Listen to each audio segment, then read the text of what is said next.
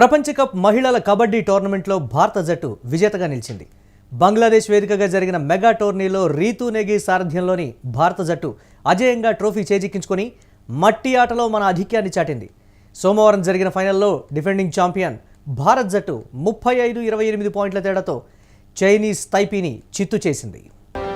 మొత్తం 11 జట్లు పాల్గొన్న ఈ టోర్నీ సెమీఫైనల్లో పటిష్ట ఇరాన్ జట్టును మట్టి కరిపించిన మన అమ్మాయిలు ఫైనల్లోనూ అదే జోరు కొనసాగించారు.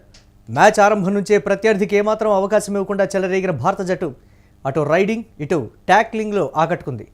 2012లో భారత్ వేదికగా జరిగిన తొలి ప్రపంచ కప్లో ఇరాన్పై గెలిచి ఛాంపియన్గా నిలిచిన టీమిండియా ఇప్పుడు రెండోసారి ట్రోఫీ హస్తగతం చేసుకుంది. టోర్నీ ఆశాంతం రాణించిన భారత జట్టు ఫైనల్లో చైనీస్ తైపీపై సంపూర్ణ ఆధిపత్యం కనబర్చింది. సంజుదేవి, పుష్పారాణా, చాంపా ఠాకూర్, భావనా ఠాకూర్, సాక్షి శర్మ జట్టు గెలుపులో కీలక పాత్ర పోషించారు. చక్కటి డిఫెన్స్తో పాటు కీలక సమయాల్లో పాయింట్లు సాధిస్తూ పైచేయి కొనసాగించింది. కెప్టెన్ రీతూ నెగి అన్నీ తానే జట్టును నడిపించగా వైస్ కెప్టెన్ పుష్ప తన రైడింగ్తో కట్టిపడేసింది. జట్టుకు అవసరమైనప్పుడల్లా పాయింట్లు సాధించి ట్రోఫీ కైవసం చేసుకోవడంలో ప్రధాన పాత్ర పోషించింది. హెడ్ కోచ్ తేజస్వి ఆధ్వర్యంలో బరిలోకి దిగిన టీమిండియా చక్కటి సమన్వయం, సమిష్టి తత్వంతో కట్టిపడేసింది.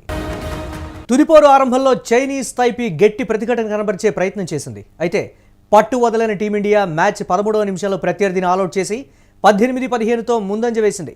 ఈ దశలో భారత కెప్టెన్ రీతూ నెగి గాయపడడంతో ఉత్కంఠ పెరిగినా ఎక్కడా ఒత్తిడికి గురికాని టీమిండియా ఆధిక్యాన్ని అంతకంతకు పెంచుకుంటూ మ్యాచ్పై పట్టు సాధించి జగజ్జేతగా నిలిచింది.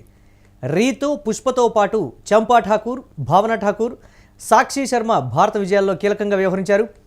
వరుసగా రెండోసారి ప్రపంచ కప్ కైవసం చేసుకున్న భారత మహిళల జట్టుకు అన్ని వైపుల నుంచి అభినందనలు వెల్లువెత్తుతున్నాయి. ప్రధానమంత్రి నరేంద్ర మోదీ సహా రాజకీయ, క్రీడా, సినీ రంగ ప్రముఖులు భారత మహిళల విజయంపై ప్రశంసలు కురిపించారు. నరేంద్ర మోదీ కూడా ట్వీట్ చేశారు.